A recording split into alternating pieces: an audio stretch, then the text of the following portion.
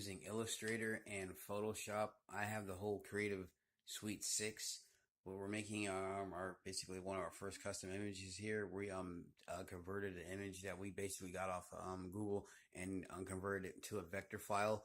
We imported it to Illustrator first, converted it into vector, then we took it to Photoshop and finalized everything we need.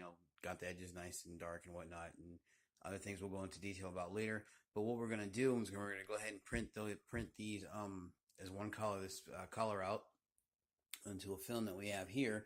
Now we have a Canon printer, so what we're gonna have to use is some of the film that we have here. Oh goodness gracious. This is some of the film that we have, but because we have this type of printer, we're gonna have to print 2 copies and go from there. But we'll be right back. Okay, we're back, and we have everything here situated. We're gonna go ahead and print this bad boy here out. Go to File, go to Print.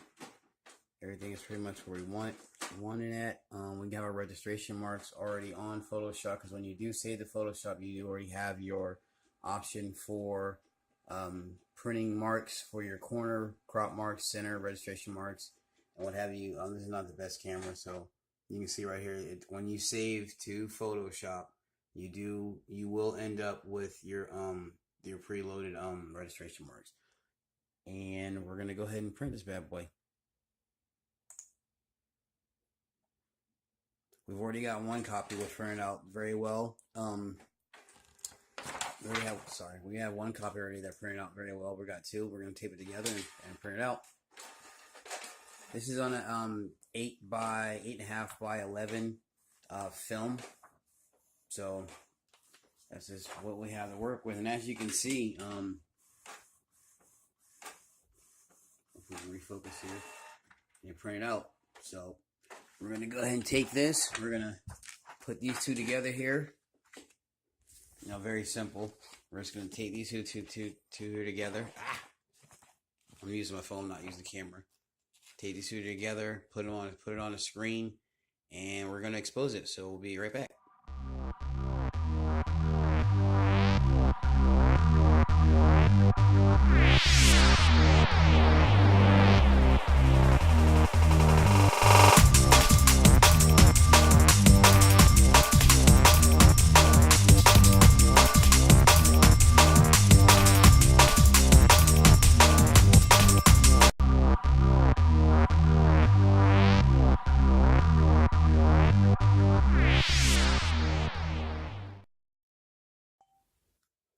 And this is where the exposing of the image to the screen takes place, in the bathroom, in the dark room. I have a little light here that has a little LED color lights, green, white, red, so I'm using the red one.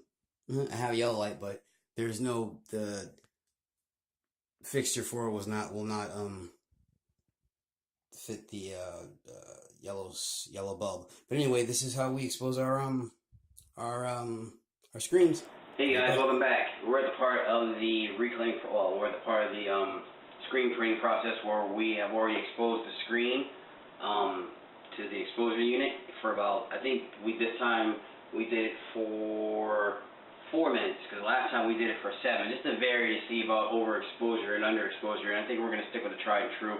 But it's about, basically, this is a 156 mesh screen. This is one color, you know what I mean?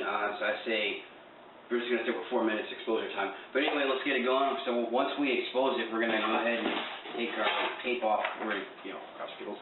And as we can see, we basically can see the image. We can see it. I don't know if you guys can see it, but once you expose it, if you expose it correctly, you can see a little hue.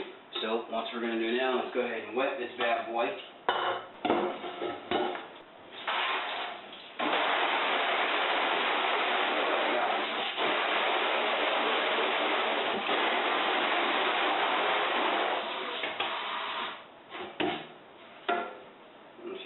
See it, but you can already see the image right there.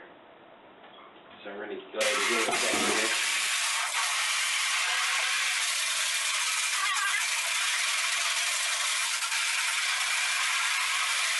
Alright, now see a nice crisp screen, cleaned out. The image is nice and crisp. This is once again, this is a vector image. We converted it to a vector image on on the PC with Photoshop and Illustrator.